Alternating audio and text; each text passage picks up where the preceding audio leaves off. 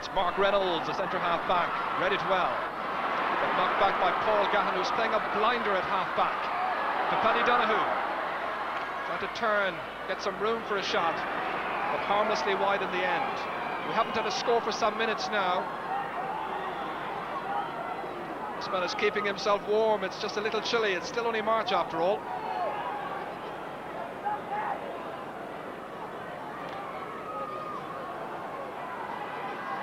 Paddy Quinn, Paul Gahan again to Eamon Sinnott. They're not picking him up in midfield now, and he's flinging in the ammunition. That was a good save by Paddy Quinn, very well anticipated, and Tony Dorn was coming in there dangerously. They're not out of the woods just yet. This is Mick Butler trying to make a better angle for himself, and he's fouled, and it's going to be a free from the 20-metre line. And the referee goes in, has a little word with the umpire down there, just to confirm in his own mind that the action was as he saw it initially. Well, it's not going to be a 20-metre free. He's going to throw the ball in. Obviously, something happened back down there. The referee wasn't too sure about.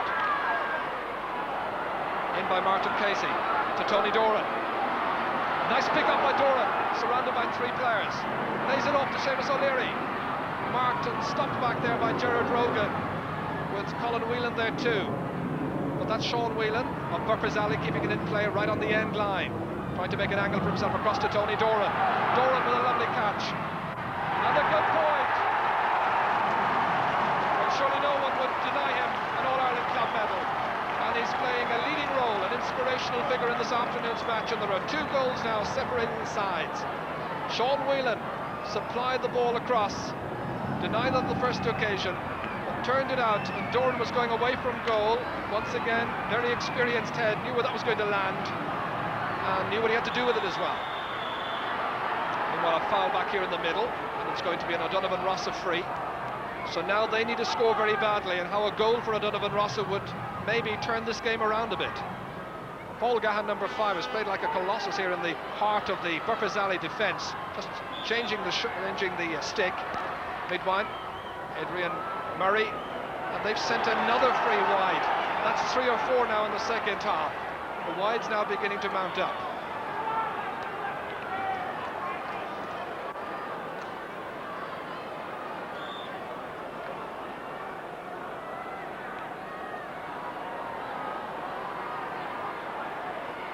Mark Reynolds beaten for it, but it was good covering by his wing back.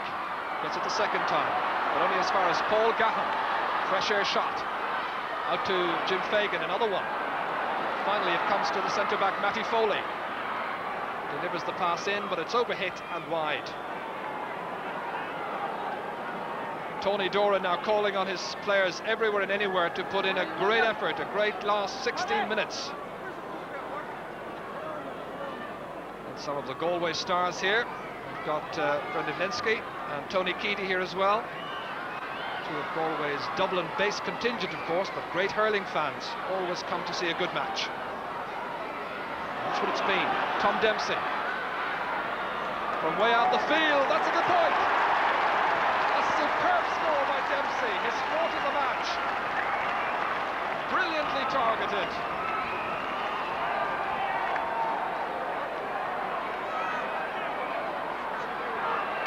We've had a succession of scores like that, which seem to be breaking the heart of O'Donovan Rossa, but they're coming back still. Stopped on this occasion, however, by a good interception by Colin Whelan.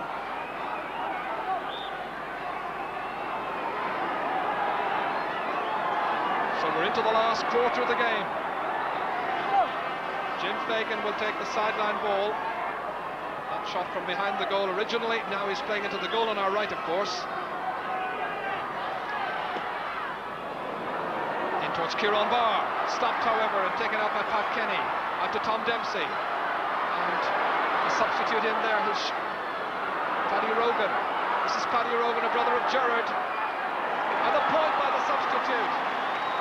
Paddy Rogan has just come into the O'Donovan Rossa team, and straight away he does the business, and there are 2 goals again between the teams. He's operating out around midfield.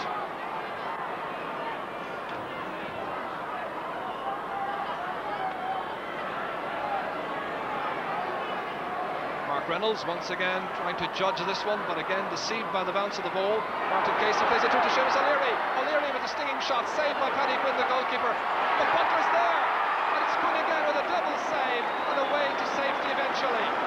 They had two occasions on that particular last play when they could well have scored Represali, but Paddy Donahue tried to make good a wasted opportunity, and they have spurned the chance once more. Well, goalkeeper Paddy Quinn is seeing a fair amount of the action this afternoon. Indeed, both goalkeepers have been very involved. This was Seamus O'Leary, that was the shot, it was well saved. Now what for Butler coming in, picking it up, surely he should have finished it there.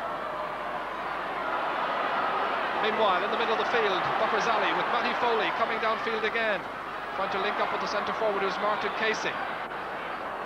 Foul, however, and a free to Donovan Rossa.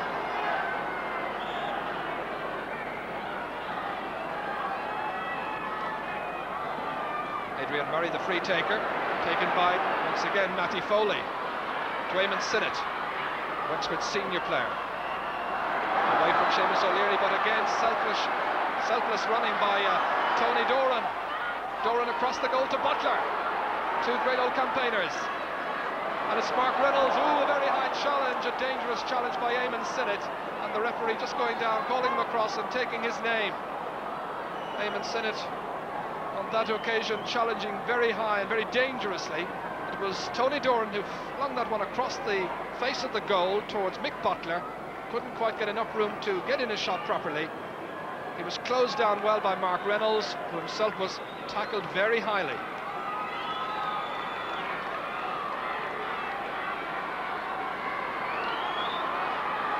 Tom Dempsey playing everywhere.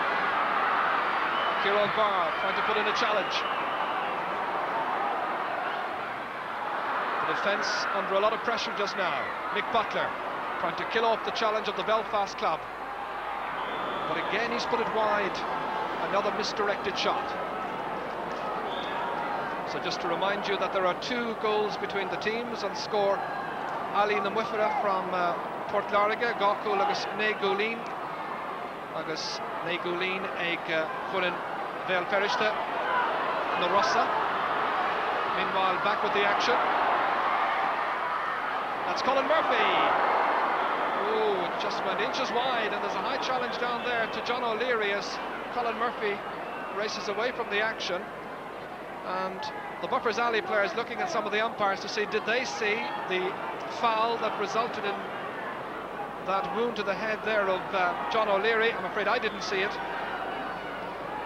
Neither did the umpires, it seems, so play continues. Henry Butler. That last shot really just needed a touch to steer it on target. This is Paddy Rogan. 2 Rogans now in the Donovan Rossa team. Barry Murphy, been held off it over there. This is Noel Murray. Forward. Looking for another chance. That was Sean Shannon going in there. 2 substitutions now having been made by the Rossa.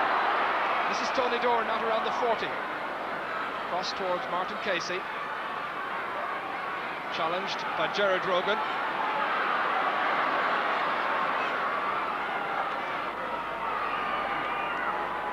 Good call by the fullback and captain there, Damien Murray.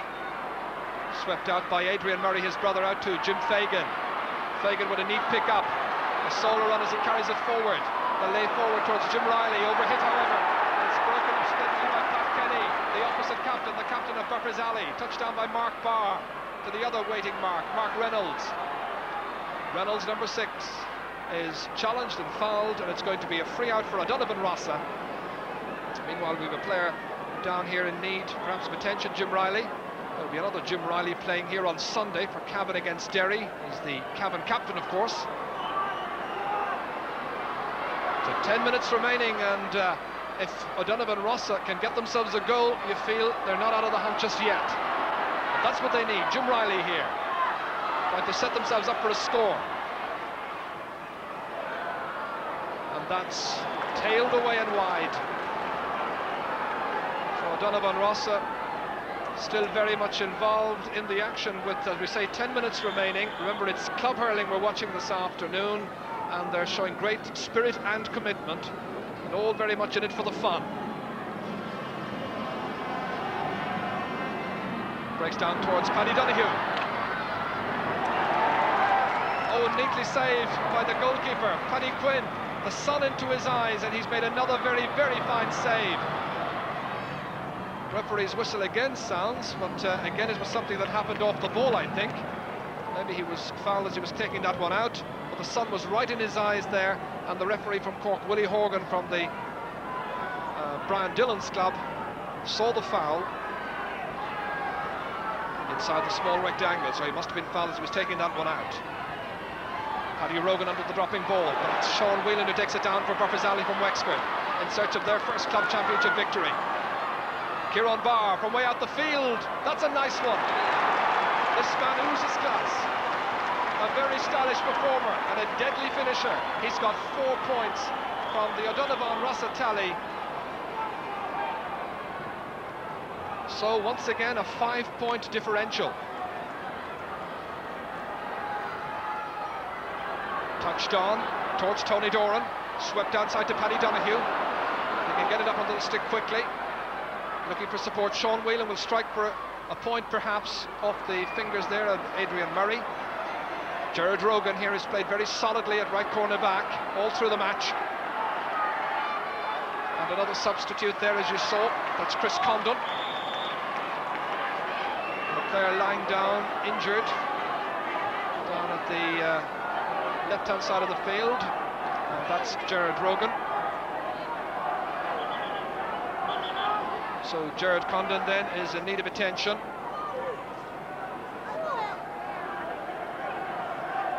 Sean Whelan then just checking with the linesman here, see just how much time remains. By my watch, about 7.5 minutes. And while attention has come across for Gerard Rogan, they will continue in just a moment with the sideline ball. The referee has held up the play as while Gerard Rogan receives attention. Telling you that Gerard and his wife Angela expecting their first child today. Gerard's back on the feet, Angela, safe and sound, and he'll take his place in the heart of that defence. Just saw Eamon Hamill there, and Aidan Hamill come in for a moment, and that's Hank Lavery, one of the physios. Meanwhile, back with the action, and Mark Reynolds there trying to dispossess Seamus O'Leary. Across the face of the goal it goes towards Eamon Sinnott, swept out however well by Damien Murray. Out to midfield, Paul Gahan lets it run by to Jim Fagan for the Rossa from Belfast. Stopped by Pat Kenny, a very determined Wexford captain. Downfield towards Tony Doran, tries to break the ball down to an incoming forward, but there's nobody there to snap up the chance just yet. This is Mick Butler, 30 metres out from goal, trying to get it across to Doran. Will he get a goal? He's held, he puts it over the bar. A hand pass point by Tony Doran. Very much his trademark. That's 3 points in all that he's contributed, and it's a 2-point difference, a 2-goal difference again. Burfazali 2-10, O'Donovan Rossa 10 points. Well, he got up there highly, but was trying to break it down to an incoming forward. Finally, it broke loose to Mick Butler. Butler looking around for support, spotted Tony Doran, tapped it back up to him, and it was a very congested rectangle, but somehow he found enough space and dexterity to put that one over. We've got 5.5 minutes remaining in the club final for 1989. A club championship, of course, which commenced at the end of the club and county championships last year. They've been playing right throughout the winter. That's Noel Murray. And it's a point, one they require badly. He's got 2 for the afternoon, but he's been averaging 9 to date, so not a particularly happy afternoon for him so far. 5 points the difference. Burfazali then maintaining their lead right throughout the second half, and that goal, you know, after 3 minutes of the second half, scored by Paddy Donoghue, has been absolutely invaluable for Burfazali. It gave them a decided edge at that particular time and kept them ahead all through. Martin Casey just losing his concentration and the ball, and it's going to be a sideline ball which will be taken by Gerard Rogan. Gerard now operating at left cornerback, nicely cut forward, and there's some lovely style being displayed by both teams. We've got to credit Antrim with a very game performance so far, but trailing at the moment to Mick Butler's team, and Mick Butler there looking and foraging for that one, but beaten on this occasion by Mark Barr. Comes out to Paddy Donoghue. And that's stopped by the goalkeeper, but at the expense of a point. O'Donoghue's got a goal and a point now in the second half. A very good contribution by one of the younger men on the team. As we said earlier, playing in his very first season as a senior performer. The faces in the crowd then full of interest with 4 minutes to go. And once again, it's Matty Foley, the centre half-back, who's played most of the game at right half-back indeed. Tapping that one high for his very first score, but what an invaluable one it is. And what a great time to score a point late in the club final. Well, O'Donovan Rossa have tried their full hand indeed at this stage, having brought on 3 second-half substitutes, Paddy Rogan, Sean Shannon and Chris Condon. This is Jim Riley, meanwhile, who's operated between full forward and on the 40, exchanging positions occasionally with this man here, Kieran Barr, their star. Another good shot. Oh, the goalkeeper missed it. Missed completely by the goalkeeper, Henry Butler, and back there to save it was John O'Leary, knocked away from him.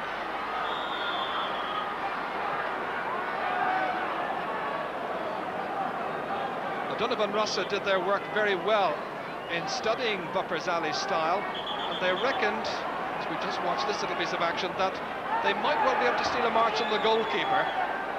That's where the ball dropped in. It was dispossessed, it ran across the face of the goal, could have gone anywhere.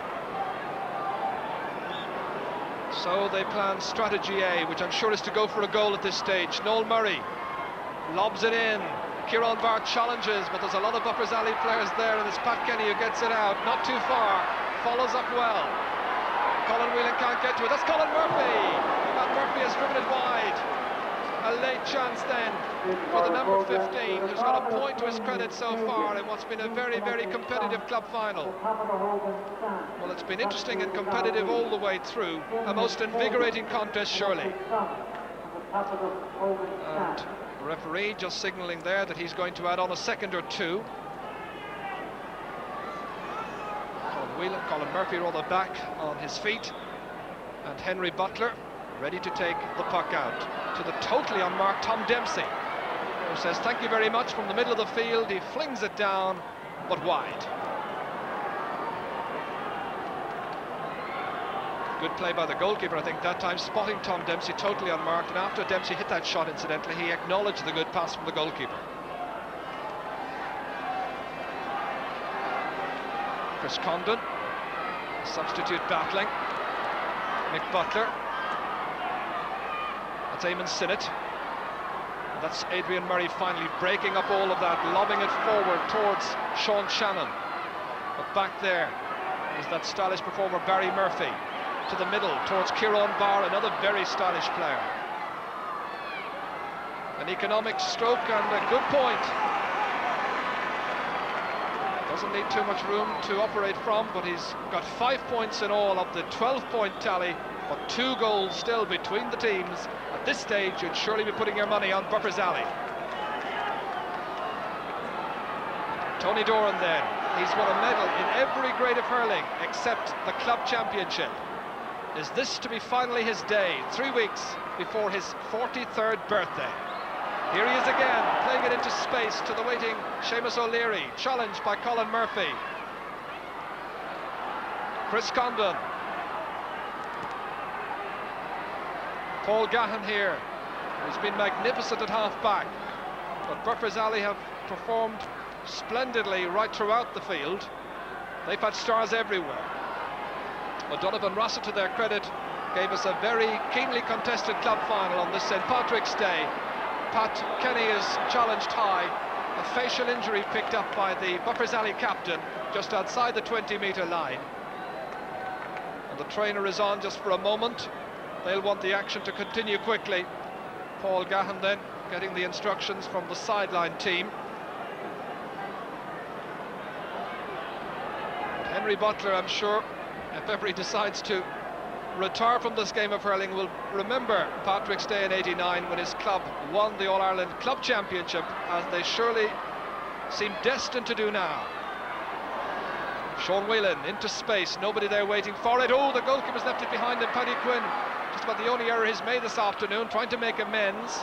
and the referee signals that there was a foul in any case, and he's given a free out for O'Donovan Rossa. Quickly taken by the goalkeeper to the totally unmarked Mark Reynolds. Colin Whelan's there. The referee's whistle sounds, it's all over. Buffers-Alley have finally won the All-Ireland Club Championship. They take home the Tommy Moore Cup.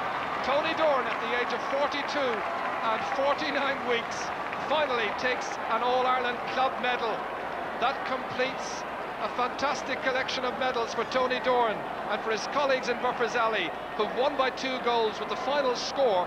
Buffers-Alley, 2 goals and 12 points. O'Donovan Rossa, 12 points. Well, the Belfast side certainly gave as good as they got for most of the match, but it's Tony Doran's day, no doubt about that. What a great day for the great man. It's an overused cliche to call him a great star and a great man, but this man truly has greatness in him. He contributed a tally of 3 points in all this afternoon. The 2 goals that were so valuable, scored 40 minutes into the first half by Seamus O'Leary, and that invaluable one 3 minutes into the second half by the left half forward Paddy Donoghue. It's made Tony Doran's day, it's made Buffers-Alley's day. A Wexford club has finally won the All-Ireland Club Championships after many years of waiting. Rathnew were beaten on 4 occasions, Buffers-Alley beaten once before, but finally the cup, the Tommy Moore Cup, is destined for the southeast. And that famous grin of Tony Doran's there, that famous smile, once again evident, and they all want to lift him up and cheer the big man. And how good it is that when he finally calls it a day, whenever that may be, and I can tell you that Gaelic games is his passion in life, it's his only hobby, only pastime really. But whenever he does finally call it a day, at least he will have the complete medal collection.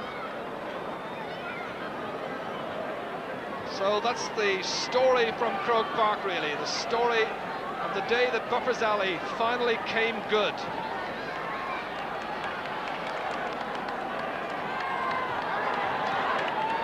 And Henry Butler there at 40 years of age looks a little bit nonplussed about the whole thing, but exchanging greetings there with Gerard Rogan. The Belfast team go home empty-handed, but they gave Buffers a great battle. It was a terrific club final, one we hope you've enjoyed famously. We certainly have. I think the goal in the second half in particular was very much the significant score of the afternoon.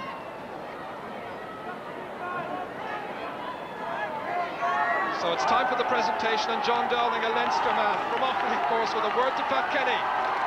Pat Kenny, a current international performer, developed much of his hurling with the great St. Peter's College in Wexford. And if they haven't already got a La Law planned for Monday, I think they should think about one now. Tony Doran there. This is a moment that he's savouring. A player who's experienced a lot of disappointment. He's the only one of the Buffers-Alley players with an All-Ireland senior medal. They're waiting until he gets up. But this is the presentation ceremony now by John Dowling. For Buffers-Alley and you.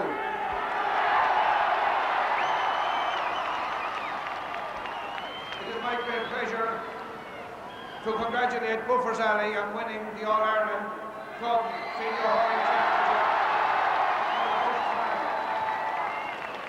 I must say that they were accredited in the game of hurling, they were accredited in the game of Wexford, they were accredited themselves. But in this great victory for Buffers-Alley, let us remember the men from Antrim who tried might and main and who added so much to the game today.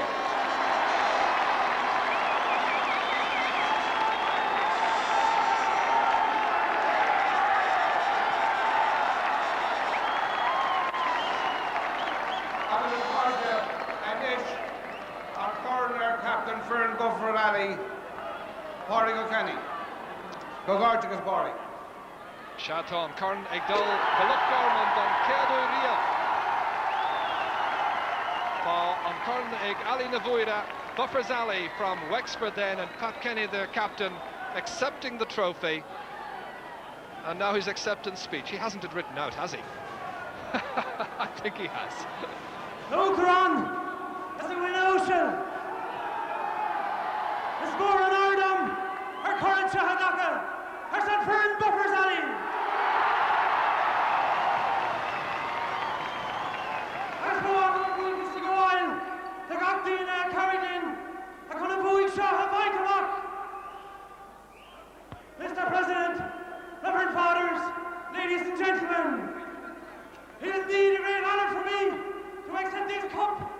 behalf of the Buffers Alley team. And in doing so, bring the All-Ireland Club Championship back to Wexford for the very first time. After years and years of effort, the dream has finally come true. In doing so, I would like to thank everybody associated with this victory. None more so than a man who has been such a great inspiration to us all, our trainer, Father Jim Butler. And our selectors, the three wise men, John Doyle, Jack Hall and Peary Butler. And the man with the magic hand. You've certainly been